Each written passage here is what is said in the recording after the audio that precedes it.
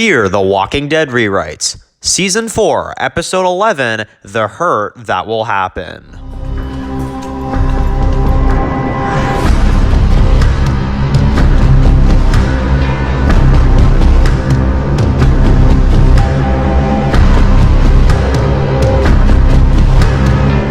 Now, this episode would start with Strand, and he, of course, would be recording himself, and he would say, like, guys, like, if you're watching this, it means I probably didn't make it. And he would have a beer, and, of course, we would kind of, like, get this sense of buildup, like, oh, man, he's going to see Daniel. Like, this can't go too well for him. But, obviously, he has the one mission to try to get the plane from him. Now, obviously, he would go, and you would find Skidmark. And, yeah, I think Skidmark's a cool addition to Daniel. I think Skidmark is definitely really cool to have another animal in the Walking Dead franchise for fans to worry about. But, you know, it still is really cool to to see a cat, because, we don't really see too many animals in the Walking Dead world, so I like it. And basically then, of course, you would have a walker that would come up and trip over the, trip on the thing, and of course, the walker would basically kill itself, and, the pole would go right through the walker's head. Strand would see this, and then all of a sudden, you would hear Daniel in the back, of course, loading his gun and pointing it at him, and he'd be like, hey, can we just take a breath, Daniel? I'm aware I have a distinctive temper. Hearing it now, seeing my face, probably makes you want to just pull the trigger instantly. But of course, it was all, self-defense and stuff like that.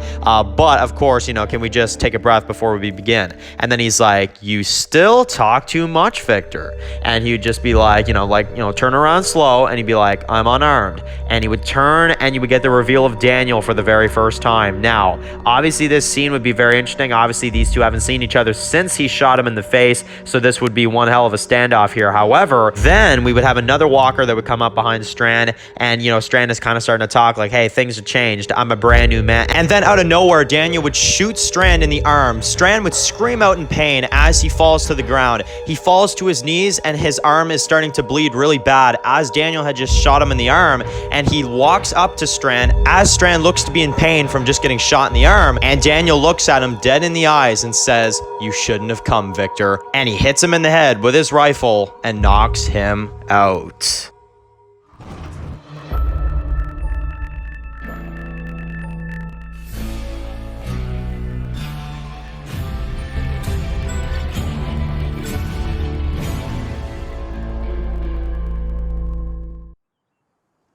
Now, after the intro, we would get to see Alicia and we'd see John. And I really find this scene actually kind of funny when they were kind of looking for Althea. And then, you realize that they're actually not that far away from each other. And they just kind of start talking. Like, they're on the walkies at first, and then they just start talking. I don't know. I found this scene kind of funny, personally. Now, we get to see, basically after that, they're looking. They're trying to kind of figure out what happened to Althea. They notice that a lot of the supplies is gone. So whoever took her also, took a lot of supplies and stuff like that. Now, we would also get to see Luciana, of course. And she's, healing, obviously, after the last episode. And I definitely think that in this scene, I really don't think that Luciana and the whole accordion thing just works. I'm going to delete that personally, just because I don't think that really fits. It's just an odd joke that doesn't work. However, would she, kind of talk about how much it hurts and stuff like that? Yeah, absolutely. And John giving her the gun and saying, we'll be back soon. I think that's all this scene needs. I don't really think they need to go into the whole accordion thing. So I'm definitely going to remove that from this scene. Now, Strand would wake up, and we would realize as the audience along with Strand that he's locked up in a cell. And he's locked up, and you've got Daniel that's sitting there in the chair across. And as Strand starts to get up, Daniel says, well, look who's back. And Victor would still be having a hard time getting up because his arm does really hurt from, of course, getting shot. And he would also look at Daniel and he would say, so I guess we're even now, right? And Daniel would laugh and say, oh no, but I could see to someone like you why that would be even. Now, Victor, why are you here? Because if you knew I was here, I know there must be a big motive on why you're here.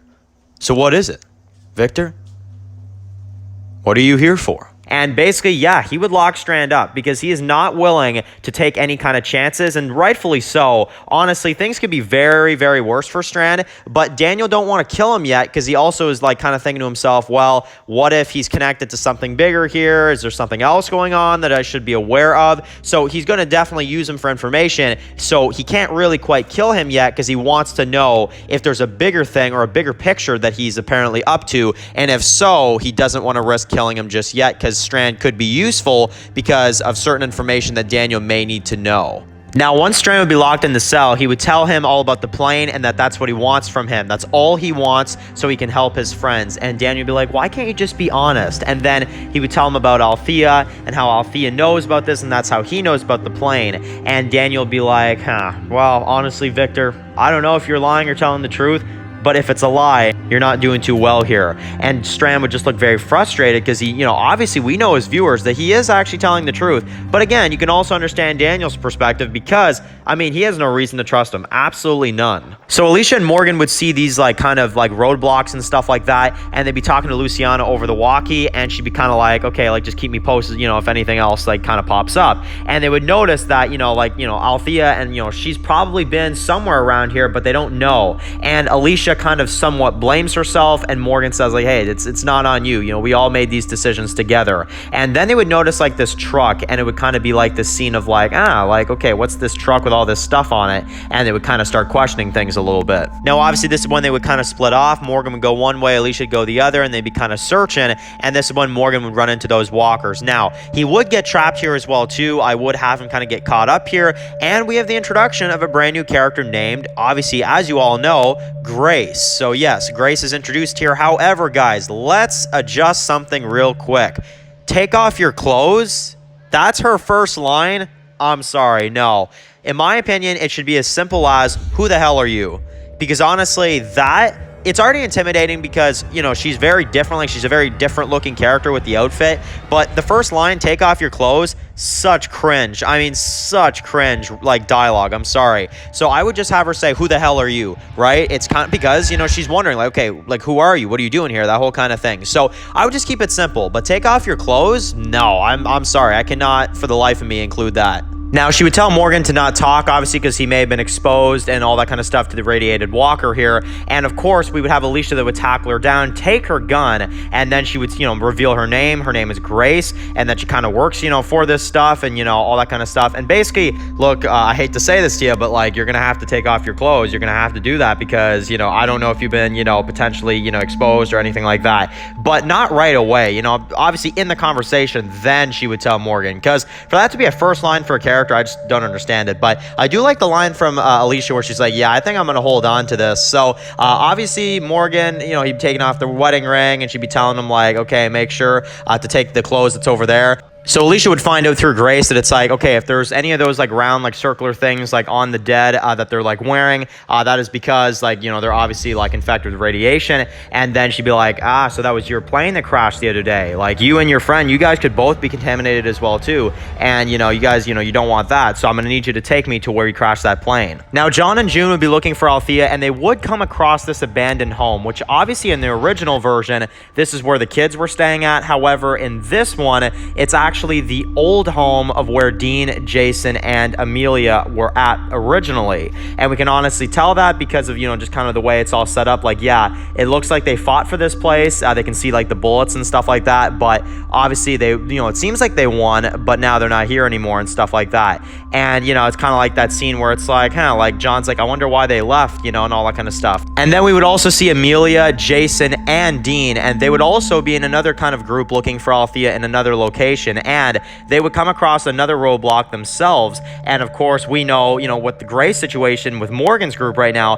that no, they really, they should not pass this, border here. And they look at it and basically they just, kind of look it's like they've seen it a million times over. And they know that, obviously they don't want to go into that location because they don't want to risk it. But obviously they are trying to kind of prove themselves to the group, and they're trying to find Althea. And Amelia says, it'd be really nice if we could find Althea, make ourselves look good. And Dean agrees. Now, Strand will be locked up in the cell. Daniel will be talking to him. And then essentially the radio comes on. And we hear a radio, and it's Luciana. And she's calling out for Strand. And when Daniel notices that, Luciana's on the, radio, she kind of is Strand, are you there? And Daniel's like, well, Okay, well, Strand wasn't completely lying because now she's actually calling out for Strand. So Daniel looks pissed off, and Strand just like, let me talk to her, please. And Daniel decides, yes, the one time to actually, let him talk to Luciana because he wants to know, like, okay, like, obviously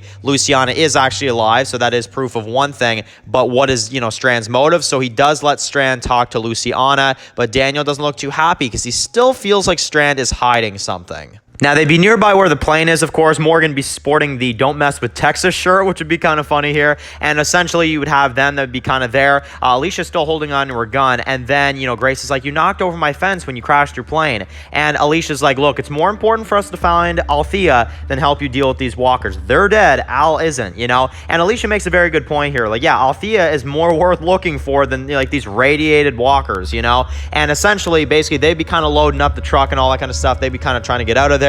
And you'd have a big group of the dead that would kind of show up. Alicia wouldn't be able to tell which one because they fall in the mud, and you would have this scene very intense. I really like this fight scene as Alicia's just taking out a bunch of the dead. Morgan and Grace are kind of trying to help her out here, and you've basically got this like really awesome fight with all these walkers. And I think it's really intense because it's really scary. Like, for once, the dead are actually kind of scary because that certain ones are actually really dangerous. And I don't know, it kind of sets up a new kind of like, feeling of a threat that we've never really seen before. And the originality and the concept here is what I really like. And I really like this new kind of danger that is in this episode. I think it's pretty cool. Now, it'd be kind of going into nighttime here, and we would have this story from Grace, which I do think is very interesting, that, of course, like when everything fell apart, she couldn't deal with them then, and now she has to deal with these radiated walkers now. And she would say a total of 63, which is pretty interesting. And, of course, as she's kind of saying this, she's kind of telling this to Morgan, and then John and June say that they found some of them, and, Grace is like, okay, stay where you are, we're coming to you.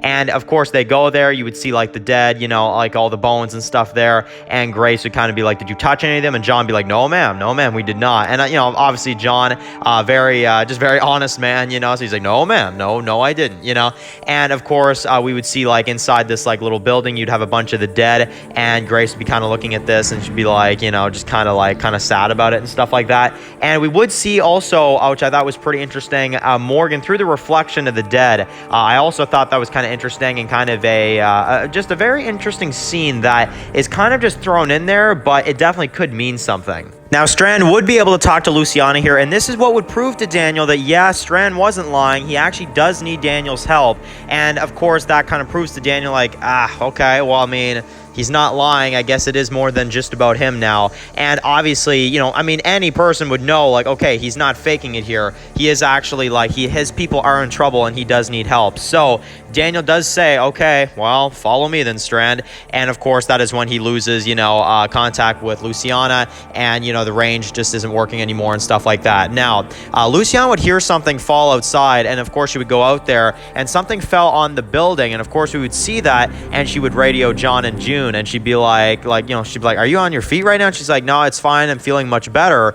But really, you can tell, like, she's not. She's just kind of concerned about what's out there. But essentially, she would be like, okay, we're coming for you right now. And, that whole kind of thing. Luciana would see all these walkers coming. And, of course, that would mean she'd have to get inside. And she locks the door. Now, we would hear a sad story between John, and as he talks to Amelia, and he would ask her about what happened here, and she would basically say, as she kind of breaks down a little bit, that there were bad people that came. We tried to stop it. We tried to stop all of this, but there wasn't enough of us. We did win the place back, but we lost almost everyone here except for each other. And John be like, oh boy. And she would basically be like, I don't like to talk about it. And John be like, no, that's all right. That's totally fine. And you would just kind of have like that moment where it's like, John would be like, well, you're with us now. And she would kind of like, smile, and, she'd be crying at the same time. She'd be like, yeah, we are. Now, this scene with Morgan and Alicia, I really think this is really cringy in the original version, how he does this big philosophy, like, speech on Alicia. I don't think they need to go into it as, cheesy as they did. Honestly, I'm just going to kind of do it pretty simple in this one. I really think that this scene, Morgan definitely should talk about how I used to be where you're at, and, I would never let people come near me. I damn near almost killed my best friend is what he would say, which that obviously we know he's referring to Rick when he says that. And obviously Morgan would just kind of be like, okay, look, you got to get out of this. You got to snap out of this because I do need you if we're going to get our home back. And that is it. I don't think there needs to be a big speech, but I definitely think a nice Rick reference, how he says that he almost killed his best friend, how, you know, he really had to get back on track. And then, you know, obviously Alicia is now, you know, having to do that as well too. And he says, you know, like, I need you on this. We're going to do this. We're going to get our home back. I need you with me, that kind of thing. Now, Grace would take off, of course, because, of course, she's got to go deal with the rest of this stuff. But Morgan would ask one more time for the stick back, and she's like, oh, you're still on that, are you? And, you know, she would say no, obviously. But, you know, I guess he had to try, right? And, you know, they would tell her to be safe and all that kind of stuff. But they still have to find Althea. And with all these radiated walkers, it's going to be even more of a challenge. Now, when the others would get back to this truck stop, they would see the heads hanging, and it would be kind of a, you know, fearsome scene because they're all standing there and they're just like, okay, so like, who did this? It's kind of like a little mystery of like, okay, who's leaving all these heads everywhere? Who's, you know, doing this with the dead? And especially with the radiated walkers around and these people that are apparently doing this, there's definitely a level of fear there, and I love this scene. I honestly think it's so good to kind of set up some fear for not only us as the viewers, but also our characters in the show. Now, Daniel would let Strand go like the original version. However, he is doing it only for one reason. He knows that Strand is legit this time. He heard him talk to Luciana. So he wants to, obviously he cares about the other people. Daniel does care about some of the other ones like Alicia or like some of the others, but he does not care about Strand. And he does tell him in this scene, which is one thing I would definitely add, you would be brains out on the floor right now, Victor, if it wasn't for your friends. I'm giving you one chance to walk away. You're lucky you're not dead already. And essentially he would say, and if you come back, the last round will be in your face. And then he, of course, shoots the gun up, and Strand, of course, would have no choice but to leave. Now, obviously, Strand would be really mad because he can't get the plane now, and he would be, you know, kind of like killing some of these walkers. Really cool visuals here. Really like the nighttime kind of look to it, and I think this is a really, really cool scene with Strand as he is taking out the walkers. Now, it'd be the same night, and we would cut back to the factory, and we would get to see Proctor John and his men. Now, Proctor John is out there looking at the window. Obviously, it's a nice night out. And then one of his men shows up and knocks on the door and says, hey, boss, like, you mind, like, just for a minute? And he's like, yeah, come in. And the lieutenant would come in and say, look, boss, like, this place, I know you want to turn it into something, but this place, it's falling apart. There's crap everywhere. It would take months and months and months to put this place together. And we have enough to worry about right now. Like, do you really, really want this? And then Proctor John would be like, damn it. I mean, we've seen other places, but I just picked this one because I thought we had the better chance here. And the guy would just say, well, we all make mistakes, it's fine. And Proctor John would be like, are you saying I made a mistake? And the man would say, no, sir. No, you never make mistakes. I just mean that, you know, this place, you know, like, we must have mistaken this place for how great it is. And Proctor John would be like, oh, okay. Because I never make mistakes. Right? And the man would say, no, never, sir, never. And Proctor John would look at him and he'd say, oh, well, okay, good then. So I guess you know what to do.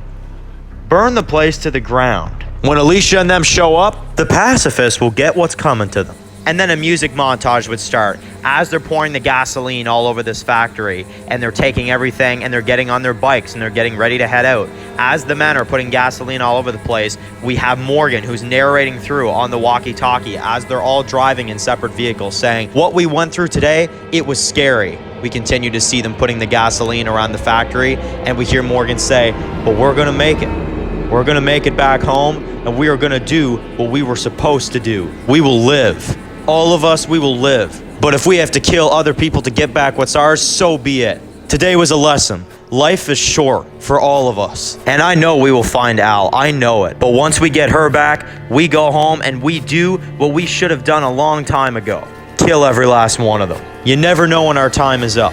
And Alicia and the others be listening to this in the other vehicles, and they would feel very positive about things, and they look very optimistic that they're going to get their home back. And Morgan says, we get our home back. We get what we had first, but we will not help a single soul till then. And then he would proceed to say, I was in a war before with bad people. Hell, hundreds of them. And they just kept coming. I lost people that I cared about, and it made me lose my mind. but it's because of you people that I'm here to begin with. And after everything I've done, I know that this fight with these people, it'll be over within a blink of an eye. And then you would have two of Proctor John's men, and one of the men goes up to the other guy and says, you want to do the honors? And the guy would be like, hell yeah. And he would drop the lighter on the ground, and you would see the fire start to go. As you see all the men get on their bikes, and in a slow-mo version, they get on their bikes, Proctor John hops on his, and they all come out of the factory like gangsters. The place is on fire and they are driving off. And we'll have to see, after what they just did and after burning down the factory, what Proctor John is gonna do next. Now, a few hours later, the group would still be on the side of the road. Obviously, Strand and the others don't have a home still, but Strand would be back with the others, obviously after leaving Daniel's place. And in this version, he goes into a truck on his own, and he basically, sits there with the walkie-talkie, and you see him contemplating. And we're wondering, we're like, what is he doing? What is Strand doing? Why is he holding on to a walkie-talkie? Why is he so, looking like he's, kind of panicked and scared and struggling? And then he says, get me to Proctor John. And it's just like a moment of oh, frig, what is he doing? What the hell is he trying to do? And obviously he heard Proctor John's voice last episode, so he knows it's him that took over the factory. But essentially, he contacts him, waits for a response, and then Proctor John comes on and says, Victor Strand, god damn, you're alive. And Strand would say, look, I know we parted on rather unagreeable and more so violent terms, but I'm not here to ask for the factory back. And then Proctor John would cut in and say, good, because you damn well won't get it. And we know as the audience, yeah, he definitely won't now. And Strand would just kind of sit there, and then Proctor John would say, so what are you here for, Victor? What do you want this time? And as the music builds up, Strand would say, I got a proposition for you. So that was Fear the Walking Dead, Season 4, Episode 11, The Hurt That Will Happen. I hope you guys enjoyed this episode. Obviously, we had the reunion between Daniel and Strand, which obviously, unlike the original version, yeah, Daniel wasn't messing around. Obviously, he doesn't want to help Victor because he knows that he can be dangerous, and obviously, he doesn't want to risk it, but he also doesn't want to, obviously keep him there because his friends does need help. He's just not going to get the help from him because, well, honestly, you can't blame Daniel. Daniel does not want to be around Strand. He already shot him. Who knows what he would do if he came back again. So that's why Strand is kind of terrified of Daniel, which he definitely should be. However, Strand in this episode definitely is the selfish man that we know, because at the end of the episode, he is back to his coward ways and he is back to asking Proctor John for help. Good old Strand. And we'll have to see what exactly the proposition is for Strand. Now, I'm also very excited that we are introducing the new character, Grace. Obviously, she will have more of a role as the episodes start to roll out, but we are exploring the radiation storyline, which the radiation storyline is something that I really like concept-wise. I just don't like the way the show did it with its fake-outs and its absolutely ridiculous writing. So we're definitely going to try to adjust that because I do like the radiation concept. I just am going to try to kind of develop it to where it's not going to piss everyone off. So that is that. And now Morgan and the others definitely do have more of a mission to actually take out the Proctors, which in my opinion definitely needs to happen because the way this is all laid out, I'm sorry, I just can't for the life of me think that realistically in a realistic situation like this, when you've crashed a plane, you've got people injured, you've got, roadblocks, you've got all this stuff, that they wouldn't just lose it and, decide to just take them out. Because obviously we still don't know who's doing these roadblocks. We still don't know what's going on around there, but we do know that Proctor John is doing everything he can to get and eat at Morgan and the others and kind of their motives and what they're trying to do. So obviously now the goal is for them to get back home and to take back what's theirs. But what they don't know is that the place is already gone. So that is that, guys. That is the Fear the Walking Dead Season 4, Episode 11, The Hurt That Will Happen rewrite. Thank you guys so much for watching this video, and stay tuned, guys, because coming up next is Season 4, Episode 12, Find Her. Thanks for watching. Anybody out there?